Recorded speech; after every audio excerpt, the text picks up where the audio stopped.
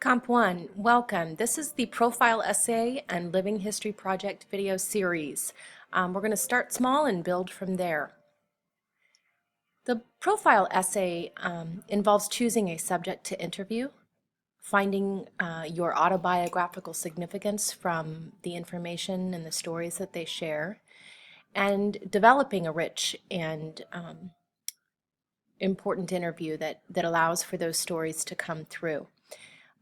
We'll use the detailing and the dominant impression instruction that you learned previously to help you build a beautiful and rich essay capturing not only their story and their impact, but the essence of who they are, their character in rich description.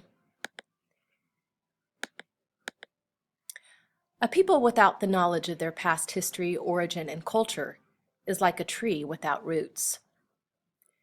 The profile essay allows us to kind of dig into history as well as the importance of your significant interviewee, their story and how it affects our society, our community, our greater culture. And in many ways, it allows us to question our values, in the things that are most important to us personally. And the beautiful thing about a profile essay is that it's an emotional piece that in its completion, you have been changed. And by reading what you have written, I have changed. We'll begin by looking at the instruction in our NFGW, Norton Field Guide of Writing, pages 161 to 170.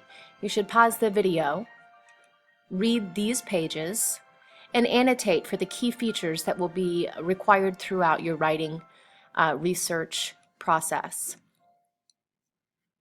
This year I'd like to challenge us to think about those that we choose to interview and the stories that we choose to then tell in our writing. This is called Talk Story Culture in Motion, and I would like you to think about how you can capture things in our community that are important, that we can share and record and celebrate as a community. This is an example of creating a tapestry of traditions, the third annual Global Folklorist Challenge. And this was a challenge that a couple of teenagers decided to interview a weaver from India, and they won the 2015 Global Challenge. It would be fantastic if one of you picked up the baton and ran with it. This would be an incredible thing to see somebody from Baldwin City, Kansas just simply enter. There are so many opportunities for rich history and interesting people that live with us here. These girls were quite young, and they did a fantastic job. And let me show you this is the video that kind of introduces what the challenge is.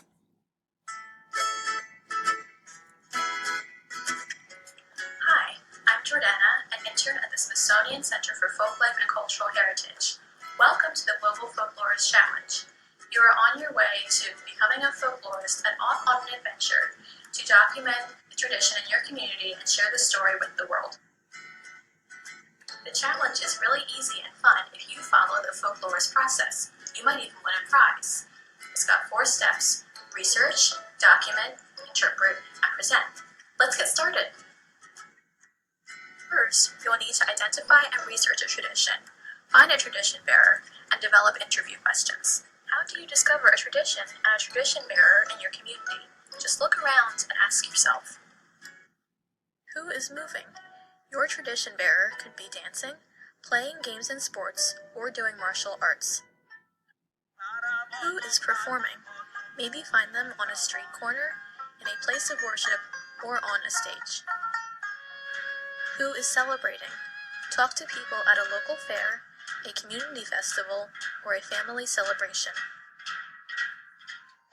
Who is creating? Check out your grandmother's kitchen, a farmer's market, or a local crafts show. Who is working? Find a workshop, a local grocery store, or a farm. Second, observe and interview the tradition bearer and document your experience in video, audio, or still photos. Here's a tip. The Folklorist Fieldwork Notebook will guide you in each step of the challenge. The notebook is a free resource, and you can find it on the challenge page. Print it now and keep it with you. Third, review all of your notes, photos, videos, and audio. Interpret findings, and decide how to tell your story to share the tradition. And fourth, edit your presentation into a video, audio podcast, or slideshow to submit to the challenge. Share your tradition and your tradition bearer's story with the world.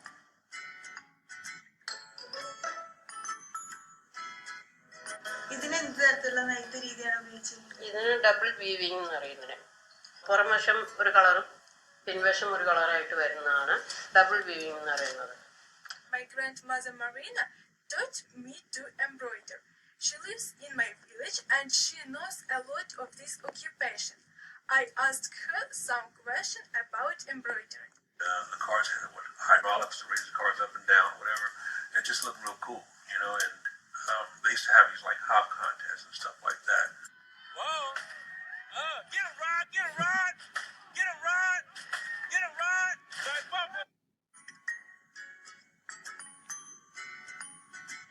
Have fun. There are a couple of examples of well-written profiles in your textbook, and this one particularly is striking to me. This is Georgia O'Keeffe's profile of Georgia O'Keeffe by Joan Didion. It's an interesting piece because Joan Didion could not actually interview Georgia O'Keeffe at the time that she wrote this, but she did her research, just like the introductory video tells you, and she looked at many things about Georgia O'Keeffe's life, and she put together really a beautiful profile. I'd like you to notice that the profile does not begin necessarily with a history of Georgia O'Keeffe, but rather kind of an autobiographical significance, Joan Didion's autobiographical significance. What was that moment that made her understand something that she had not experienced before? What clarity did she have as a result of that autobiographical significance that is connected to Georgia O'Keeffe?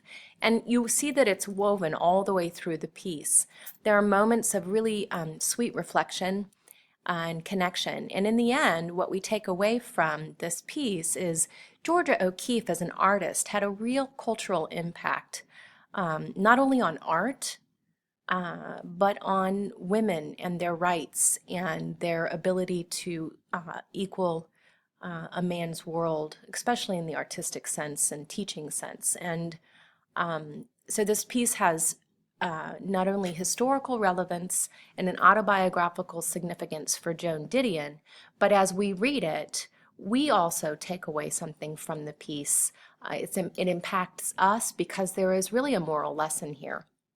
And I challenge you to see if you can find that yourself. It's quite powerful. It begins, "Where I was born and where and how I have lived is unimportant," Georgia O'Keeffe told us in the Book of Paintings and Words published in her 90th year on Earth. She seemed to be advising us to forget the beautiful face in the Stieglitz photographs. She appeared to be dismissing the rather condescending romance that had attached to her by then, the romance of extreme good looks and advanced age and deliberate isolation. It is what I have done with where I have been that should be of interest. I recall an August afternoon in Chicago in 1973 when I took my daughter, then 7, to see what Georgia O'Keeffe had done with where she had been.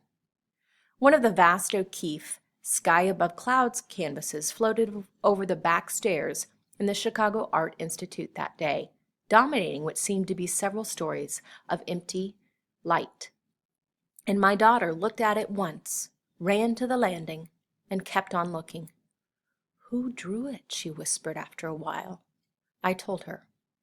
"I need to talk to her," she said finally.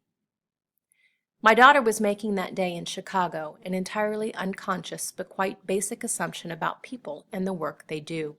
She was assuming that the glory she saw in the work reflected a glory in its maker, that the painting was the painter as the poem is the poet, that every choice one made alone, every word chosen or rejected, every brushstroke laid or not laid down, betrayed one's character.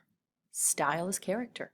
It seemed to me that afternoon that I had rarely seen so instinctive an application of this familiar principle, and I recall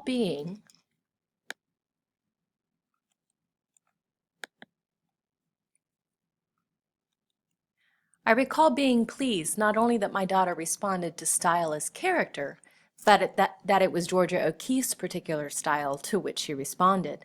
This was a hard woman who had imposed her 192 square feet of clouds on Chicago.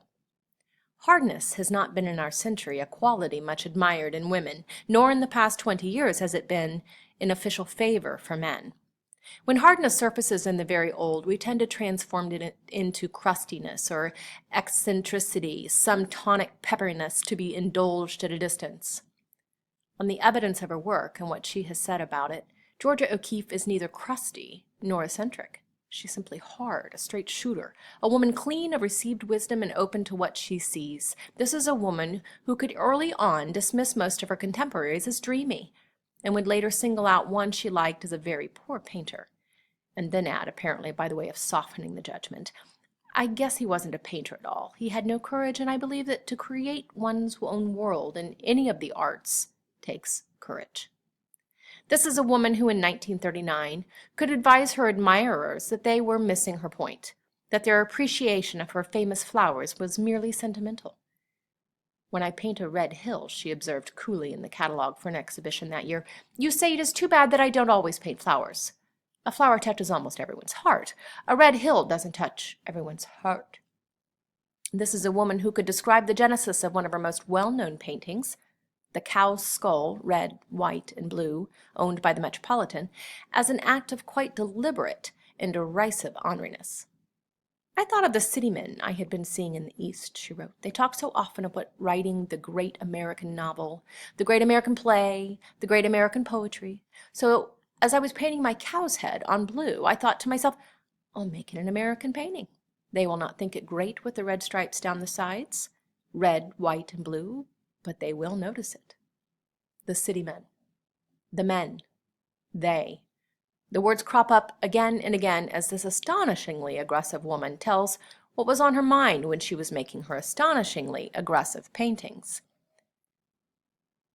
Continue the reading and annotate in your reading PDFs the particular key features of profile writing, and see if you can find the really powerful moments that the author reveals the cultural and social significance of Georgia O'Keeffe and how she is deeply personally touched by this woman, not only as an adult, but through the eyes of her daughter.